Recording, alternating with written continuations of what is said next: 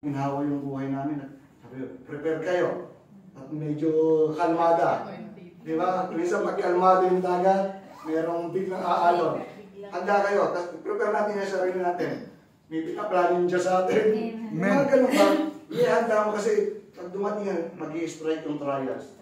Pero yung trials, hindi naman para pahirapan kayo. No? Hindi para saktan kayo dahil yung Diyos, napaka-mahal tayo ng Diyos. Namatay nga siya sa krus para sa atin. Ano pa ba yung hahanapin yung tanong kung tatanungin niyo pa ba yung Diyos kung mahal ba ako ng Diyos o hindi? Eh yung buhay nga ibinigay, ano pa ba yung pwede niyang hindi ibigay? Kung yung mga bagay lang, material, maliit na bagay para sa Diyos yan, para hindi ibigay. Dahil yung buhay niya nga ibigay. So, wag po tayo magtatampo sa Diyos.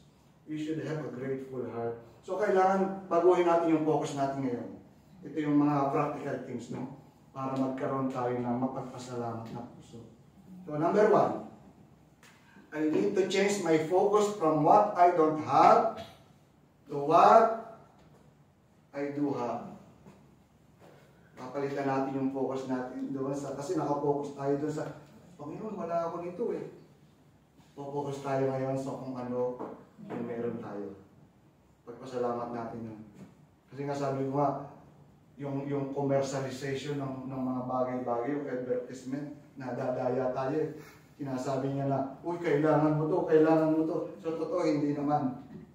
Masyado tayo nadadaya ng advertisement. So, mag-shift tayo ng focus. So, i-enjoy natin yung meron tayo.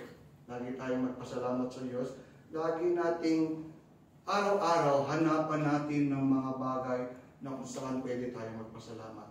Even when we are in trials, even if we are in difficulties, maraming dapat ipagpasalamat. Ano po? Kulang ang isang araw, 2 araw, 1 linggo para magpasalamat sa Diyos. Ako lang, yung pag sumisikat yung araw at lumulubog ang araw, nagpupuri ako sa Diyos. Pag nakakakita, di ba? Imagine tayo, sabi nga yung hindi nyo naisip, yung mundo, umiikot, di ba? 24 hours a day, yung malapit ka lang sa araw, baka bigla tayong matunaw. At kung malayo ka sa araw, mamamatay ka naman sa lamig. But there is someone who is in control Amen. of everything. At yun yung Diyos natin. Yes. Kung kaya niyang control yung buong universe na hindi nagkakabangga-bangga yung mga planeta, how much more yung buhay natin. Alam niyo po yung Diyos, nauna na yan sa future natin. Amen. Alam niya na yung future natin. Kaya huwag kayong matakot, ipin-repair na yan. Yes. So kaya lang, gabi nga parang pelikula na maraming twist, may mga pagsubok, pero nakahanda na yan eh. Kukunin nyo na lang yung pangako ng Diyos, kukunin nyo na lang yung blessing ng Diyos.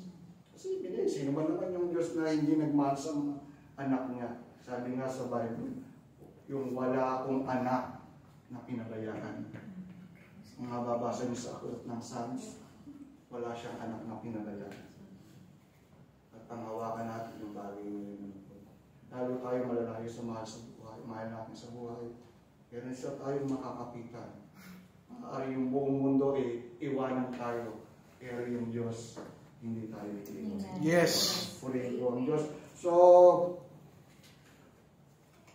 ang sabi po sa 1 Timothy 6:9-10, those who want to get rich fall into temptation and a trap and into many foolish and harmful desires that plunge people into ruin and destruction. Sabi dito, for the love of money is the root of all kinds of evil. Some people eager for money have wandered from the faith and pierced them with many griefs. Ano daw po ang masama? Masama po pa yung pera? Ano yung masama? The love of money. Yung pera hindi masama.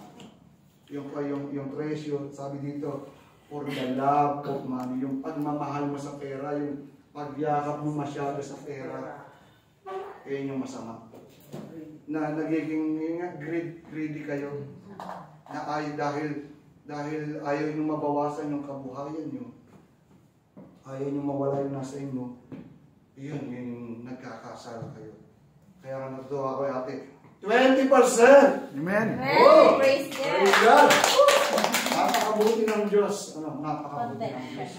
Alam niyo, napakabuti ng Diyos. Paminsan hindi lang natin nakikita. Pero alam niyo po, inihanda ng Diyos yung kinabukasan. Papunta na kayo doon sa mga blessing na yung kukunin nyo na lang, dadamputin nyo na lang. Kaya lang, pinapadaan mo na kayo sa mga pagsubok. Hanggang saan ka ba magtitiwala sa atin? Hindi naman pwedeng lahat na lang blessing, blessing, blessing. Alam niyo, sabi sa Bible, sabi ni Pablo, yun yung sinasabi niya natin, ano? Yung sabi niya ni Pablo, Panginoon, huwag mo po akong payamanin, baka makalimutan kita. Huwag mo din naman akong paghirapin, baka magkasala ko.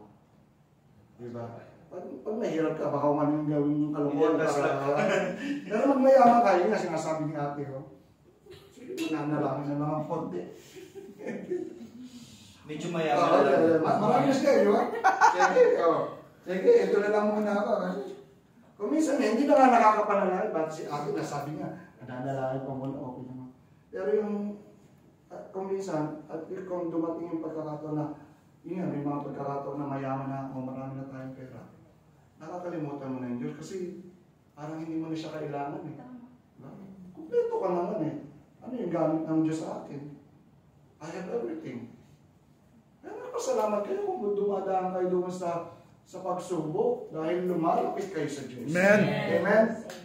Kasi pag wala na kayong mahawakan kundi ang Diyos, ang lapit-lapit niyo sa Diyos. May mga pagkakataon kasi na wala na kayong matakbuhan. Ang option niyo na lang yung humawak sa Diyos. Yes. Ito, patay kong patay na, Panginoon. Kaya na. Panginoon, kung sabi niya nga yan, sabi ni ate, ito talaga pag inutusan ako sa labas, tatakbo na ako.